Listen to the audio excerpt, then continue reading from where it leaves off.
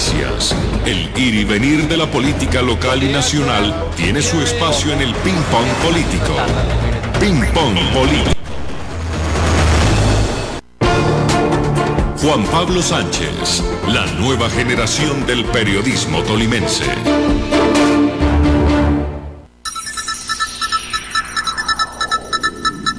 Bienvenidos al Ping Pong Político de Econoticias de Ecos del Conveima. Hoy tenemos un especial con dos especialistas profesionales tolimenses que hacen alarde de esa casta de nuestra bandera Pijao. Uno es administrador público, abogado, politólogo, es directivo de la ANDI, es directivo de la Cámara de Comercio de Ibagué, es gerente regional y nacional de líneas del Banco Popular, como lo es el doctor Guillermo Inestrosa Villamizar, y el otro es profesional en finanzas, gobierno y relaciones internacionales, MPA, es decir, magíster en administración pública de universidades en Inglaterra y en los Estados Unidos, como lo es el analista habitual de Ecos del Conveima y columnista de Ecos Interactiva, el doctor Eduardo Bejarano. Doctor Inestrosa, bienvenida a los micrófonos de Ecos del Conveima. Se me olvidó decir que también escribe en el diario El Nuevo Día. Muy buenos días. Buenos días, Juan Pablo. Muy complacido de estar en tu programa. Y sí, aquí estamos prestos a analizar la realidad económica del departamento del Tolima. Muchas doctor gracias Bejarano, por la invitación. Hola Juan Pablo, muy buenos días para usted, para Guillermo y por supuesto para todos los oyentes de Ecos del Conveima. Bueno, la primera pregunta para los dos. ¿Hay crisis, doctor Inestrosa, de liderazgo económico en Ibagué? Sí, tenemos una crisis que tiene diversas aristas. Tenemos una gran crisis económica ocasionada por el COVID-19, como lo sabemos todos, porque Ibagué es una ciudad de servicios y es una ciudad donde hay sectores de la economía que venía con un buen desempeño, que han caído de una manera muy fuerte. El tema de la gastronomía es un tema que ha sido muy innovador en Ibagué. Tenemos una oferta gastronómica muy importante y resulta que todos estos negocios pues están cerrados. Han intentado reinventarse con los domicilios, pero esto no alcanza a funcionar para ellos económicamente. Igualmente el sector de la hotelería, también tenemos inversiones importantes allí, algunas relativamente nuevas, como el caso del Sonesta, que también se han visto afectados, o los centros comerciales, que también le han dado un dinamismo enorme a la ciudad, pero han tenido gran parte de sus locales cerrados y digamos, tenemos un choque importante. Pero bueno, tampoco hay que desconocer que la ciudad, de su economía, que tenemos que empezar a tomar muy en serio para resolver y que han hecho que tengamos un declive económico importante, porque la ciudad hubo una época en que tuvo una industrialización grande, en los años 80 y en los 90 teníamos una clase empresarial muy dinámica. Nosotros fundamos Aerolínea Lima, tuvimos una industria textil que llegó a ser la tercera del país, bueno, y todo eso pues ya no existe. Ahora tenemos un panorama empresarial muy diferente al que teníamos hace 20 o 25 años. Antes de presentar al doctor Bejarano, esas peleas y esas diferencias que existen hoy en los gremios económicos por la lucha por el poder, por el protagonismo, por la foto, ¿también existían en su época o en qué se diferenciaba de las de ahora? Juan Pablo, en aquella época existía un espíritu asociativo muy importante, era lo destacable. No de otra forma se lograron reunir accionistas para conformar Aires. Aires pues tuvo socios importantes, Avianca fue un socio importante de Aires, o el grupo de Avianca más bien. La Corporación Financiera del Tolima también reagrupó con la Federación de Cafeteros como socio principal, agrupó una docena de inversionistas tolimenses. Yo creo que el espíritu asociativo era lo más destacable que podemos resaltar de ese tiempo. Texpinal fue una sociedad entre Fabricato y empresarios del Tolima. Yo creo que lo que caracterizó en ese tiempo ese grupo empresarial fue todo lo contrario, el espíritu asociativo y de trabajo en equipo. No existían esas diferencias, más bien lo que hubo, pues como es natural, es que hubo nuevos sectores que trataron de ingresar al panorama empresarial, el caso de los confeccionistas, y cuando se conformó la ANDI justamente se agruparon otros sectores. Ese fue un sector importante que empezó desde ese tiempo a ganar un protagonismo y por su impacto en el empleo, en la producción del Tolima, pero es un sector también que ha disminuido porque las textileras se fueron y entonces ya no teníamos ese clúster tan fuerte como el que tuvimos en el siglo pasado. Digamos que entre confeccionistas y otros empresarios hubo algunas diferencias porque ellos, digamos, mostraron su poder y su impacto en la generación de empleo y pues eran reñidas algunas elecciones, pero pues nada diferente a lo natural de que haya relevos también en los grupos empresariales. Doctor Eduardo, ¿hay crisis de liderazgo económico en Ibagué? Pues diría que en Ibagué y en el Tolima, y es de tiempo atrás. Claramente, si uno mira las cifras, por ejemplo, de la participación del PIB del departamento del Tolima en el contexto nacional, hemos evidenciado una marcada disminución, lo que se ha traducido en mayores niveles de desempleo, en tasas de pobreza más altas que en otros departamentos, y también pues en una participación, por ejemplo, cada vez menor digamos, en temas como exportaciones y otro tipo de cosas. Entonces, claramente lo que uno ve es que no ha habido liderazgo y ese liderazgo se está traduciendo en que no encontramos finalmente cuál era la vocación de esta tierra, porque aquí se dedicaron algunos a diagnosticar y a decir que la visión del Tolima o que la vocación del departamento de Ibagué era cierta vocación, pero eso nunca encontró una realidad en el mercado. Entonces acá nos vendieron la idea de que éramos un emporio turístico, pero acá nunca llegaron los turistas. Nos vendieron la idea de que éramos un emporio logístico, pero la logística siguió imperando en otros lados. Entonces, esa falta de liderazgo en lo económico, acompañada de una mediocridad en lo político que nos llevó a perder escenarios importantes en el contexto nacional, representatividad, en fin, una serie de cosas, pues nos ha llevado a una situación de alta vulnerabilidad que ahora con esto, por ejemplo, el COVID, pero puede ser el COVID hoy y pasado mañana otra cosa y en otros años otra, pues nos pone en un estado de tal debilidad que las crisis económicas y estos choques económicos o estas pandemias o como usted lo quiera llamar, pues obviamente nos van a pegar mucho más duro porque la región estaba sin preparación.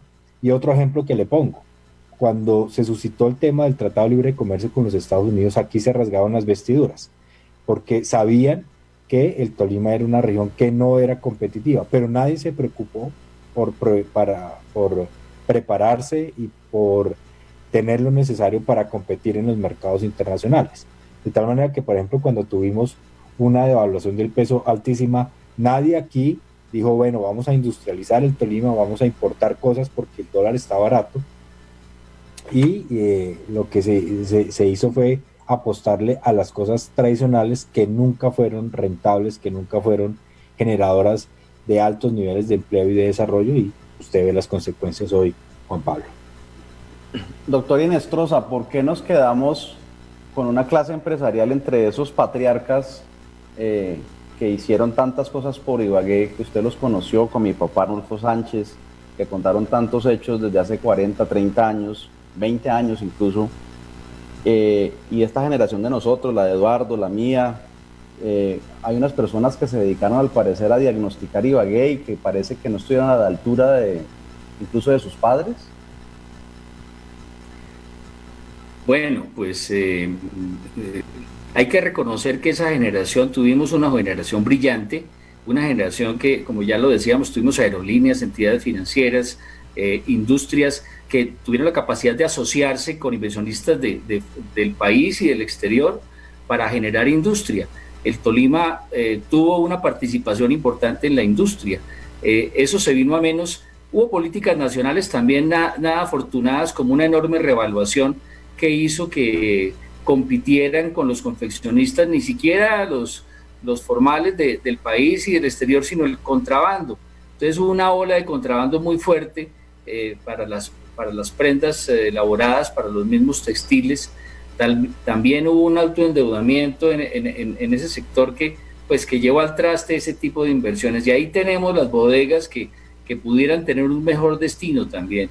Ahora, creo que la separación con el sector público también, creo que la no unión con el sector público ha sido un elemento que ha pesado enormemente, porque hemos tenido cambios también en el financiamiento del sector público. Por ejemplo, el sistema general de regalías ha dado la oportunidad al Tolima de invertir 1.4 billones de pesos en los últimos 8 años. Del 2012 al 2020 tenemos 1.4 billones de pesos solo para inversión. No me estoy refiriendo a gastos, sino a inversión, e inversión que debe ser sostenible, ¿no? Y pienso yo que esos recursos, usted entra a la página de Planeación Nacional y puede ver, hay 712 proyectos que se han inscrito allí. De eso no se han invertido aún, están pendientes de inversión 390.000 millones de pesos y están pendientes de comprometer 200.000 millones de pesos para este año 2019. Pienso yo que debe haber unos grandes acuerdos entre el sector público, el sector privado y la academia, porque es que el sector privado que tenemos hoy pues está pendiente de su negocio del futuro. Nosotros tuvimos una entidad tan importante como la ADT, por ejemplo. Digamos que hoy tengo entendido que existe aún, pero no tiene el peso ni la importancia que tuvimos en el pasado. Entonces, esos articuladores que miraban prospectivamente el departamento, pues hacen falta. Y la propuesta que yo he venido haciendo es que esa función de articulador la ejerza la universidad, porque es lo suficiente para articular hacia dónde vamos, para orientar esas inversiones de manera productiva para que generen empleo y para que destaquen nuestras ventajas comparativas, que las tenemos muy ventajas competitivas, que debiéramos desarrollarlas también en torno a algunos sectores que más tarde hablaremos. Doctor Bejarano, y es que el Comité de Gremios... La articulación. Doctor Bejarano, hace algunos días usted señalaba en Golpes de Opinión que el Comité de Gremios se llenó infortunadamente de empresas que no son gremios o gremios de papel, porque sencillamente no tienen empleados, no tienen los suficientes afiliados. Ahí lo señalaba con elegancia el doctor Inestrosa. La importantísima ADT hoy venida menos porque no tiene recursos públicos, porque se dedicó a diagnosticar a la ciudad.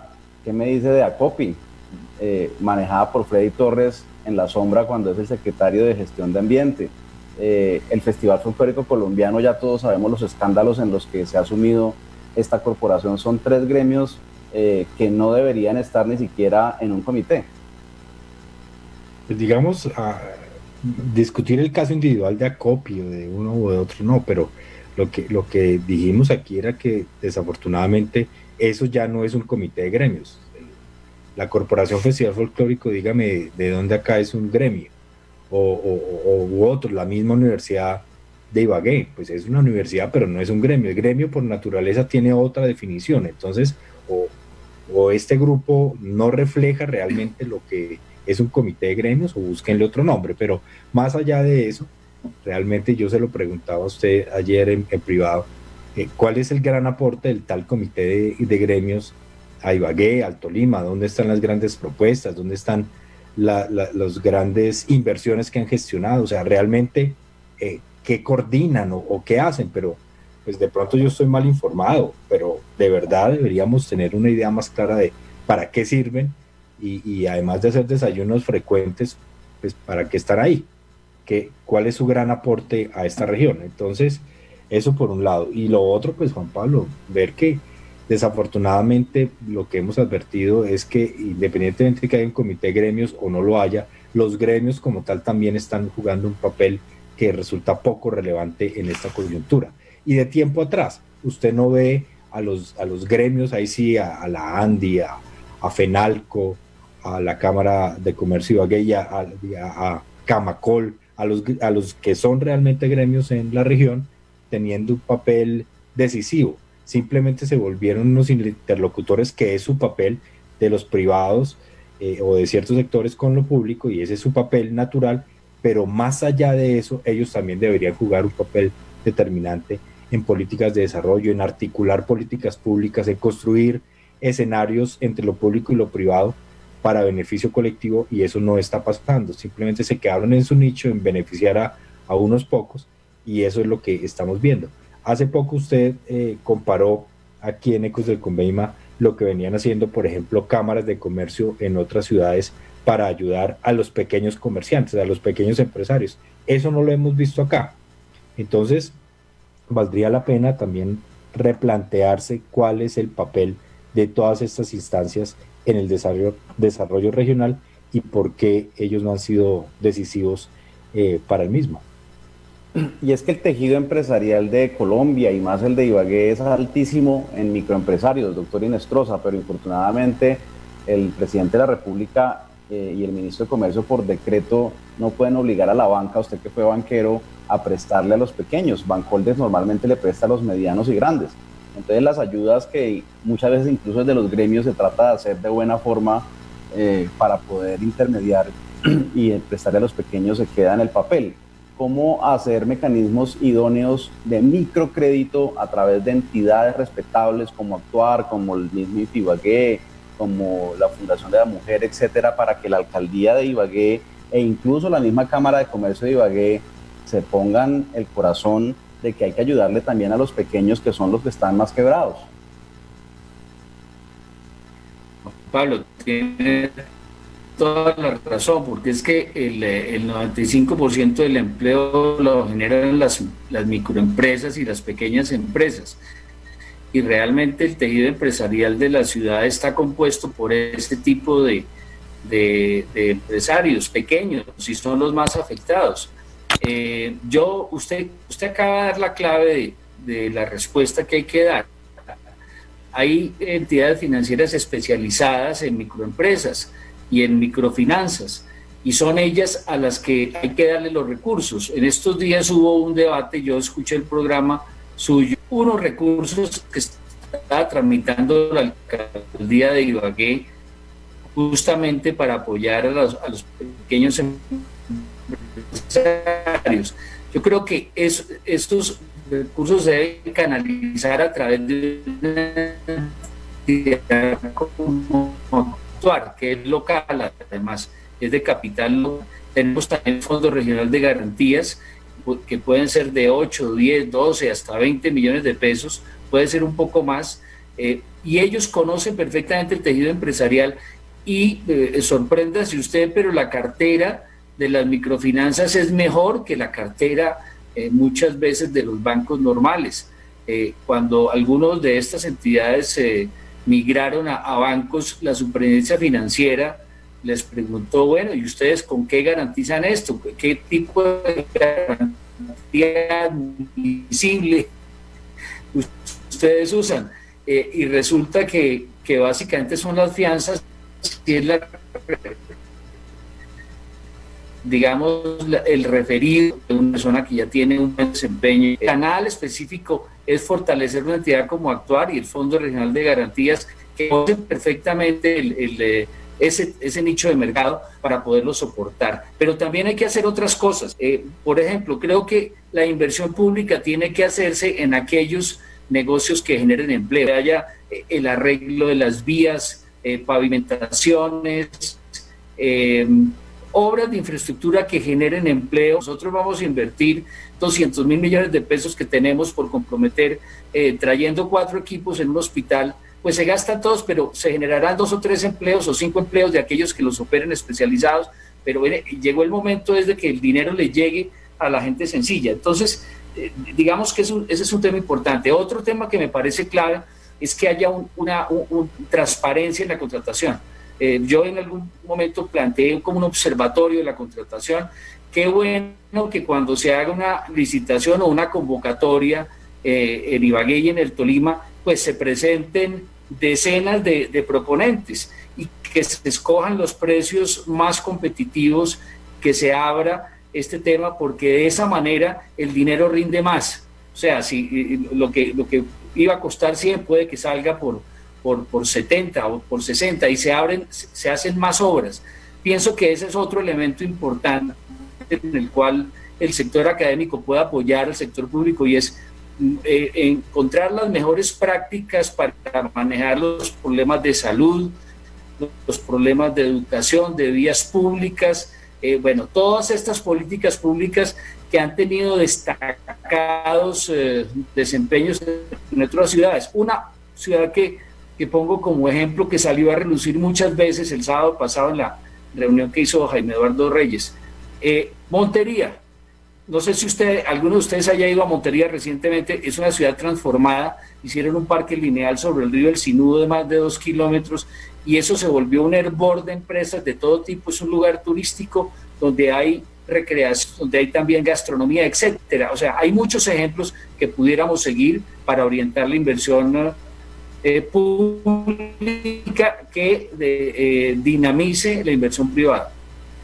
Doctor Bejarano, ha dicho usted y ha escrito también en diversas oportunidades el papel no solamente de los gremios, sino de la academia. Lo propio ha hecho en el diario El Nuevo Día el doctor Guillermo Hinestrosa, y es una ausencia también de liderazgo y de propuestas de la academia. No hemos visto ni de la Universidad de Ibagué ni de la Universidad del Tolima sendos estudios de modelos matemáticos en torno al COVID-19. Tal es así la ausencia de liderazgo, doctor Bejarano, que me tocó a mí, con el doctor Alfonso Reyes Alvarado, con el ingeniero Juan Manuel Cordobés de la Universidad de los Andes, el Departamento de Ingeniería y Biomédica, de que vamos a hacer un modelo matemático que ellos elaboraron en Bogotá para aplicarlo en Ibagué, para, por ejemplo, pronosticar cómo va a terminar y se va a seguir desempeñando el COVID. En el Tolima, la academia no ha propuesto lo que debería hacer en esta pandemia.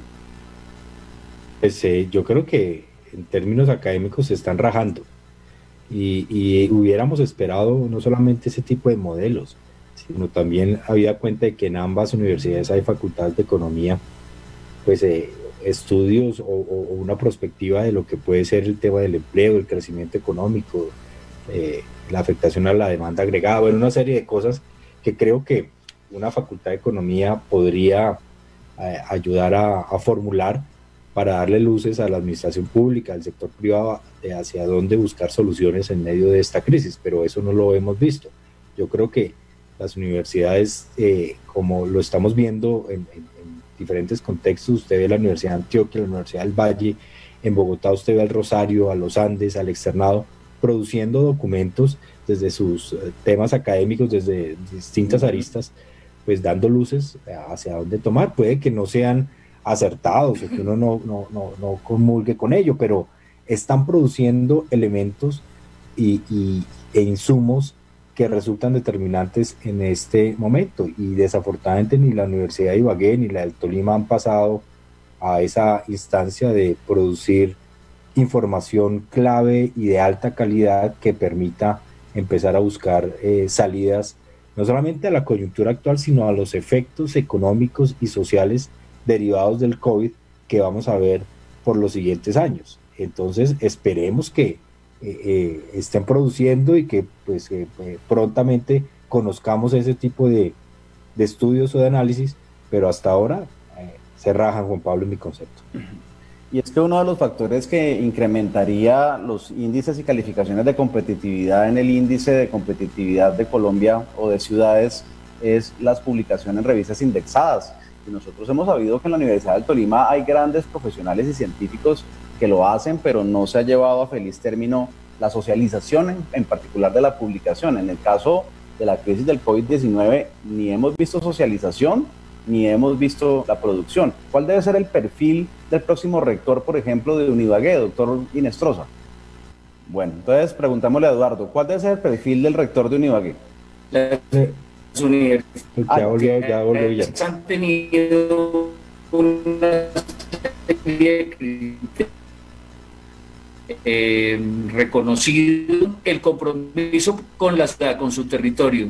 La universidad debe estar comprometida con el territorio, debe conocer la problemática del territorio, sus conflictos, sus oportunidades, y debe estar articulada con la economía regional. Nosotros, por ejemplo, somos un departamento agrícola. La participación del empleo en el Tolima es enorme, no tanto en Ibagué es una ciudad de comercio y de servicios, pero en el Tolima el sector agrícola es importante. Por ejemplo, el Triángulo del Tolima tiene 540 mil millones de pesos invertidos y falta otro tanto, y hace 8 años está la obra un poco abandonada, parada, y no nos ha dolido. Yo creo que la academia debe comprometerse con ese tipo de proyectos. Sabemos que ese es un proyecto que no va a permitir arroz, por ejemplo, sino que va a permitir diversificar la oferta de alimentos, que sirve para cacao, que sirve para plátano, que sirve para hortalizas, que sirve para frutales. Bueno, hay modelos exitosos, experiencias exitosas de producción teniendo en cuenta la población local, que es el caso del Triángulo, que se desarrolla en un 85% en el municipio de Collaima.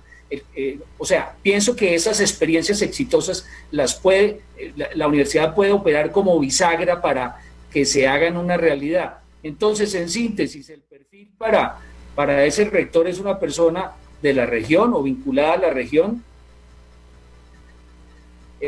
primero, y segundo, comprometida no solo con la universidad y la academia, sino con el territorio, con la problemática del territorio, con proyectos estratégicos que vayan orientando la inversión del público principalmente, pero requiere también la del privado, porque eso hay que ponerlo a producir.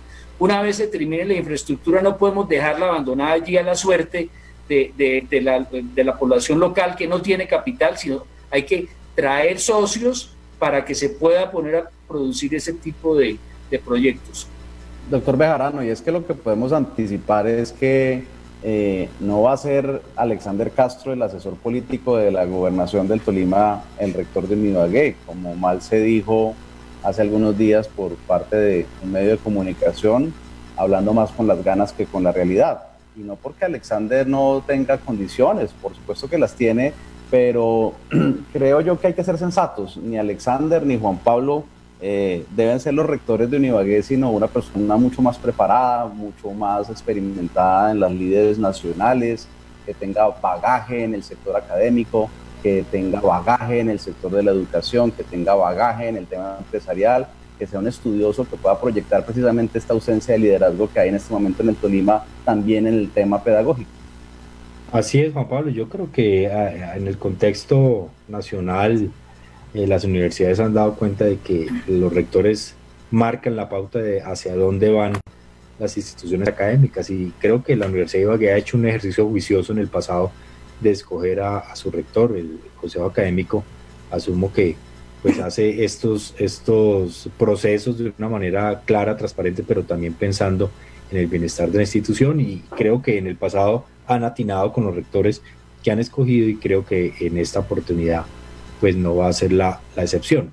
Pero también un rector que entienda que las universidades hoy en el mundo, primero, se están transformando. Usted ve que el modelo tradicional de educación ya no es el mismo, de que la gente asiste y que los ingresos de las universidades se derivan de las matrículas. Usted ve las grandes universidades en el mundo, en los Estados Unidos, en Europa, se están volviendo, son centros de innovación, centros que promueven negocios, y en ese sentido pues también los ingresos de las universidades ya se han diversificado porque le están apostando a otro tipo de cosas, de tal manera que pues esperamos que sigan siendo una institución, al menos en el contexto local, importante, formadora de las nuevas generaciones de tolimenses y de personas que vienen de otras partes, pero también motores del desarrollo regional, que creo que en ese sentido les falta mucho por hacer.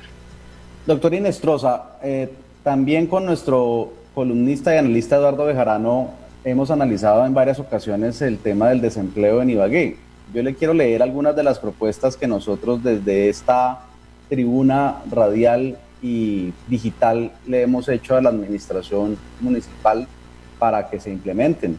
Es un decálogo de empleo, impuestos, revisar la estructura impositiva de Ibagué. Segundo, el costo de los servicios públicos. Tercero, las políticas de seguridad.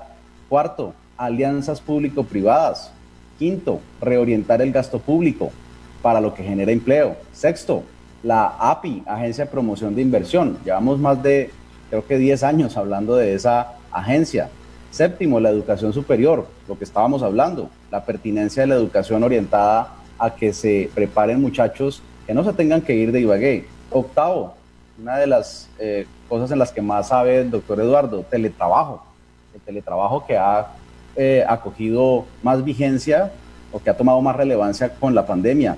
Noveno, el turismo. Si bien es cierto, aún no somos turísticos, tenemos atractivos musicales y naturales para poder posicionar esta ciudad en el marco de la economía naranja. Y 10, el tema del emprendimiento, promover la creación de empresa y anular la dependencia de la figura del empleo, sobre todo del empleo público.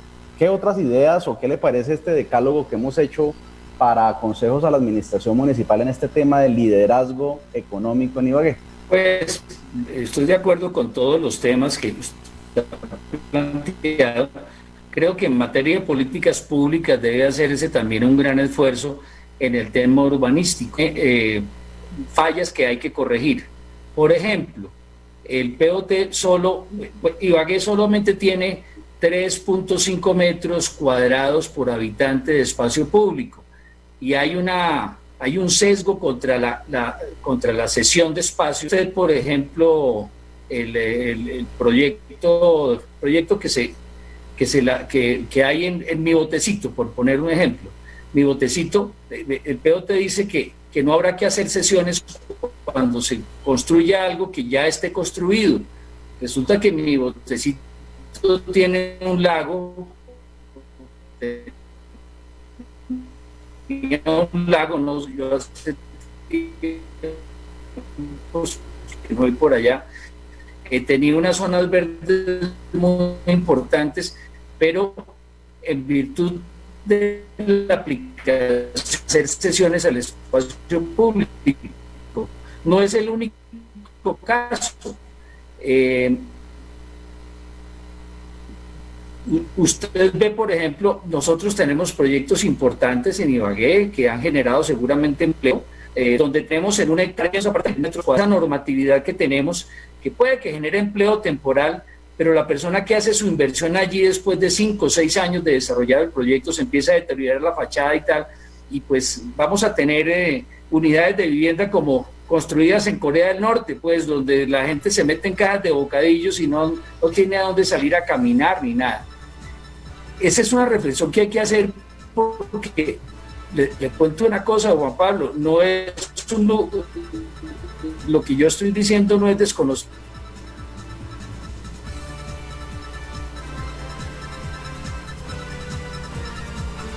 Bueno, se nos ha cortado la comunicación con el doctor Guillermo Hinestrosa. Ya estamos en el epílogo, doctor Hinestrosa. Sí, señor, estamos en el epílogo ya de este ping-pong político, crisis del liderazgo económico en Ibagué. Y le hemos escuchado con atención el tema de las sesiones. Las sesiones son muy importantes ahora que la gestora urbana se quiere volver no solamente banco inmobiliario, sino un motor de desarrollo para la ciudad. Y es este ente o esta entidad la que ha recogido esos dineros de las sesiones que muchas veces nosotros ni siquiera hemos visto en la ciudad, una ciudad que le falta desarrollar el metro cuadrado del espacio público, como usted bien lo señala, y no solamente en el tema de las construcciones, sino también en el tema de los locales, comerciales. Hay mucha gente que ha imperado con anarquía, por decirlo de esta manera, apropiándose de muchas zonas de construcción en Ibagué, y se les ha permitido por parte, infortunadamente, de la Secretaría de Gobierno y de la Secretaría de Planeación que se produzca este fenómeno urbanístico de desorden que tiene la ciudad. Sí, Juan Pablo, y otro tema que le iba a comentar, se estima que entre el 20 y el 30% de las unidades de vivienda que se compran las adquieren personas de fuera de Ibagué, principalmente de Bogotá, y se ha venido observando, lo vemos todos, cuando uno va a un médico en Ibagué, encuentra personas allí, digamos, de la tercera edad, o sea, mis contemporáneos de 60 años, que requieren los servicios médicos. Pues resulta, Juan, que estas personas se requiere un clúster de salud muy importante para ellos. Ese es un tema que es absolutamente clave, es un sector dinámico que promete. En Ibagué se han hecho inversiones y aún así tenemos 2 o 3 clínicas desocupadas, semiutilizadas. Pienso yo que es un tema que tiene que fortalecerse de manera muy importante, y pensaría yo que los constructores se podrían unir con el sector público y sacar una campaña estilo Pensiónate en Ibagué y atraer esa inversión, atraer ese talento humano. Pero tendríamos que recoger unas políticas públicas que le ofrezcan salud, recreación y otros servicios complementarios, porque es un hecho que la gente no quiere vivir ya en Bogotá, la gente ya de cierta edad quiere un clima mejor, tener dónde salir a caminar, dónde salir con su mascota, en qué lugar ir a recrearse. Y si no pensamos en el espacio público y en tener buenos andenes y en tener buena movilidad, pues eso no va a ocurrir, va a ser un fiasco de transporte. Ibagué aún no lo tiene, estamos rezagados, y pienso que sí hay mucha cosa que hacer donde el sector público y sector privado organizadamente pueden generar inversiones importantes. Finalmente, doctor Hinestrosa, y dándole las gracias por estar hoy en Econoticias, que cumplirá 50 años. Nunca olvido el apoyo que ustedes del Banco Popular le dio a mi papá y a nuestra empresa para poder consolidarla. Hoy estamos a 2 meses de irnos a nuestro sueño en Aqua Power Center, en el World Trade Center Ibagué. Quisiera preguntarle por esta frase que usted escribe en su última columna del Nuevo Día: ya no tenemos clase empresarial, los patricios del pasado ya no nos acompañan, el puñado de cacaos que intentaron hacer el relevo corrigen afanosamente los malos contratos en los que los involucraron sus inquietos retoños.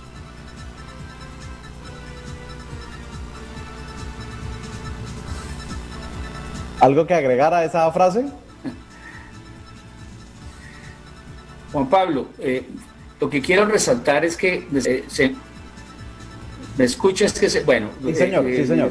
Creo que le escuché la cita. Lo que quiero resaltar es que no se trata de hacer negocios, se trata de hacer empresas. ¿Sí me escucha?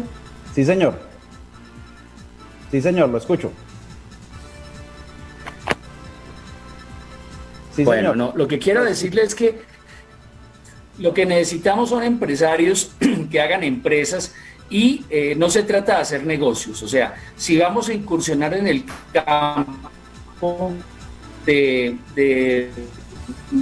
proveer de servicios de alimentación escolar, por ejemplo, el famoso PAE, bienvenidos los empresarios, puedan agregar valor, agregar calidad, que puedan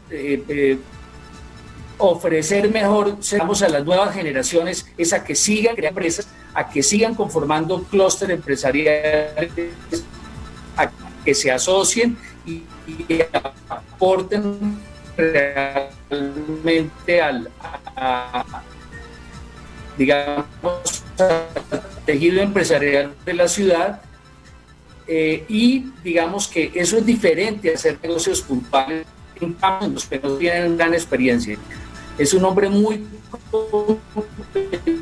competitivo que se bate de tú a tú con grandes multinacionales y tiene éxito. Y ese camino es el que hay que seguir. O sea, Carlos Alvarado, ¿no? Carlos Alvarado. Grupo Diana, Arroz Diana. Los Murra. Carlos Alvarado.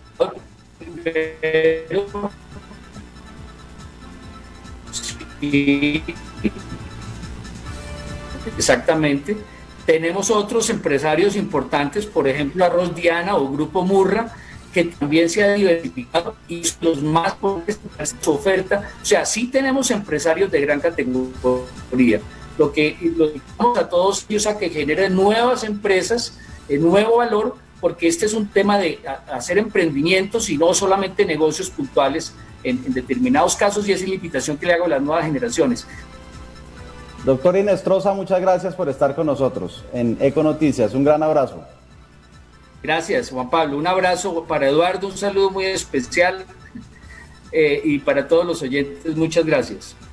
Bueno, prometemos mejorar la comunicación del doctor Inestrosa para una próxima ocasión. Vamos a ayudarle con banda ancha de Movistar, porque tenemos presidente ibaguereño, como lo es el doctor Fabián Hernández. Yo ya estoy estrenando mi banda ancha de 80 megabits y funciono perfecto con mi módem aquí en la sala que irradia todo el apartamento. Doctor Eduardo, muchas gracias por estar con nosotros y seguiremos opinando y seguiremos hablando sobre el tema del liderazgo económico, porque necesitamos sacar a nuestra ciudad del atraso en que nos han sumido las malas decisiones y la falta de liderazgo, no solamente político, sino también el gremial. Así es, Juan Pablo. Yo creo que la consigna ahora es no seguir, digamos, insistiendo en lo que se hizo mal. Yo creo que ya lo que se hizo mal ya se hizo, hay que aprender de las experiencias, pero es en este momento, en esta coyuntura, en tal vez la crisis económica más grave de los últimos 20 años en la región, en donde esperamos que los gremios, la academia, el sector público, el sector privado, en fin, todos empecemos a mirar para el mismo lado, porque realmente lo único que no podemos perder en esta coyuntura es tiempo. El tiempo se convierte en oportunidades y las oportunidades en empleos. Y si no lo aprovechamos, Juan Pablo, creo que la factura para la ciudad de Ibagué, para el departamento del Tolima, van a ser mucho peores de lo que estamos pronosticando. Pues ya volveremos, Econoticias 50 años.